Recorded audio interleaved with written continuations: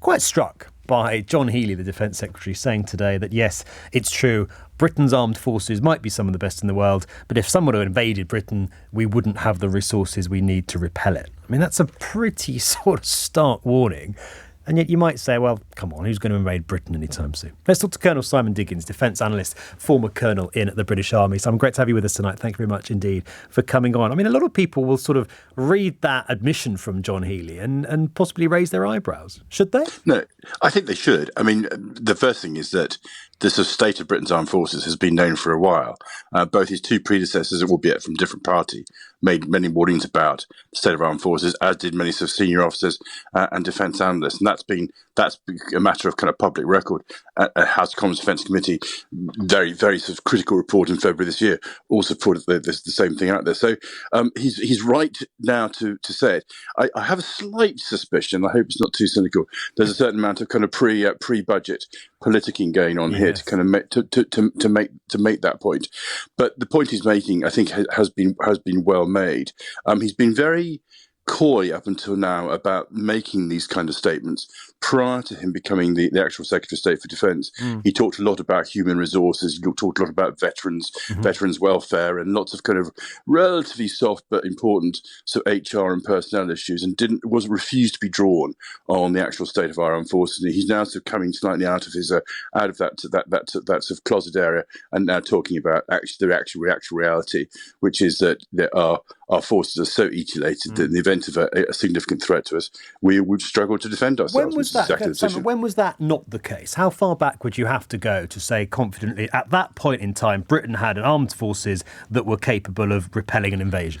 It's hard to tell. You're probably looking back. You could pick a moment, but you could probably pick a moment any time between about 1990 and about 2010. Oh, so it's recent. It's recent. Yeah, absolutely. At some point in that arc, and that I picked 1990 because it's the end of the Cold War. At that time, just to give listeners an example, the defence expenditure and health expenditure were roughly equal, about 4.5% of GDP. It varied from year to year, but roughly equal. Since then, we've had a near doubling of health expenditure to 8% plus, and defence expenditure has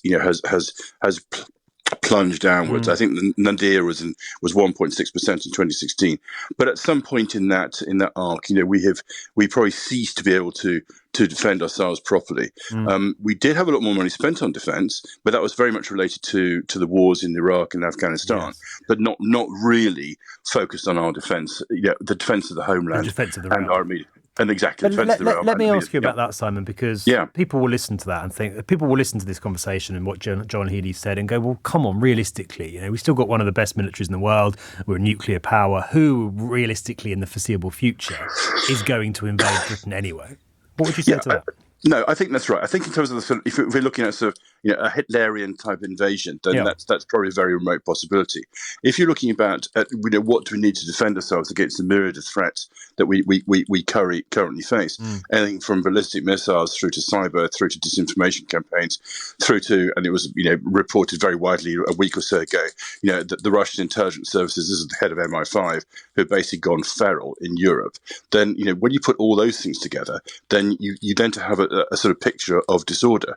And of course, our defence is not just about the defence of the UK homeland. It's our defence is intimately linked with that of NATO and our ability to project force to not in any sense for conquest, but actually to do our bit to defend NATO and against aggression.